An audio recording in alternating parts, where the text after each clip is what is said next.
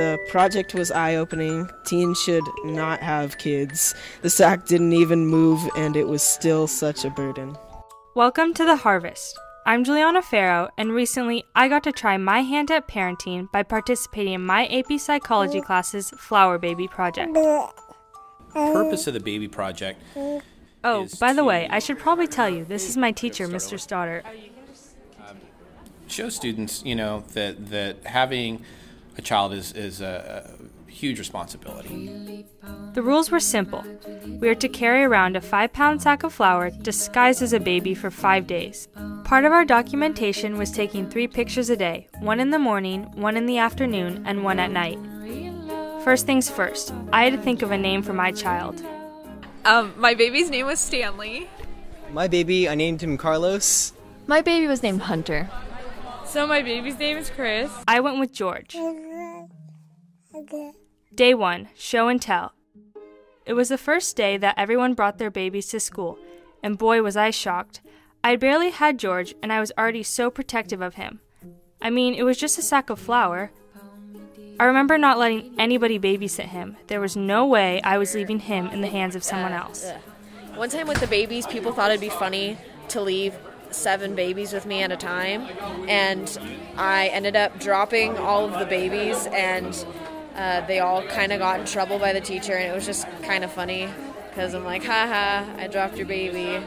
Some people proved to be more trustworthy with the babies, but how could you know? So I was in the bathroom, and this girl comes out of her stall with her flour sack baby and asks me to hold the baby while she washes her hands. So I'm just kind of standing there holding her baby as she washes her hands. And I don't know this girl, but I felt very honored that she trusted me enough to hold her flower baby while she washed her hands. It was great. Day 2. The highlight of this day was when I took George horseback riding.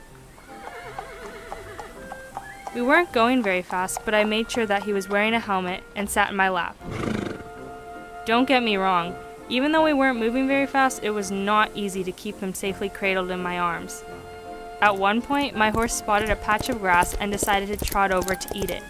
Out of instinct, I just leaned forward to grab the reins and completely forgot about little George. Even though I was concerned that there was a possibility that he would tumble off the saddle, it was kind of a spur-of-the-moment thing, and I chose the reins over him. This made me realize, if he was actually a newborn, I wouldn't be able to put him on a horse and pose for a picture. Some of my personal hobbies would have to be put on hold.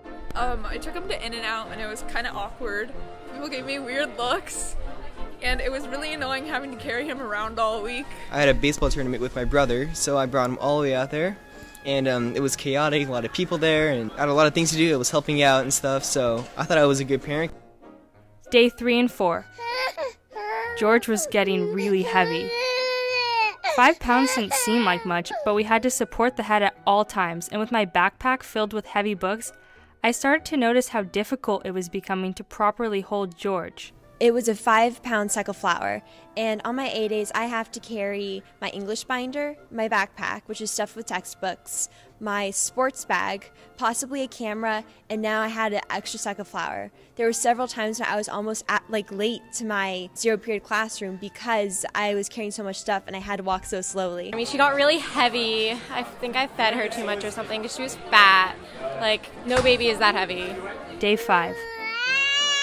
Finally, it was the last day and George was in one piece. Other babies were not so lucky. On the second day, I dropped my baby and its head rolled off. I never found the head, but I replaced it. So I was in chemistry class, Chem 2 AP, and I was like, okay, I'm going to go to the bathroom. And so I left my baby there because I told somebody to take care of it because I didn't want to take my baby to the bathroom because that's just way too much stress. And I come back and my baby's hanging from the ceiling and tied on to this one string with one arm off, and I was just like, oh, that's really sad.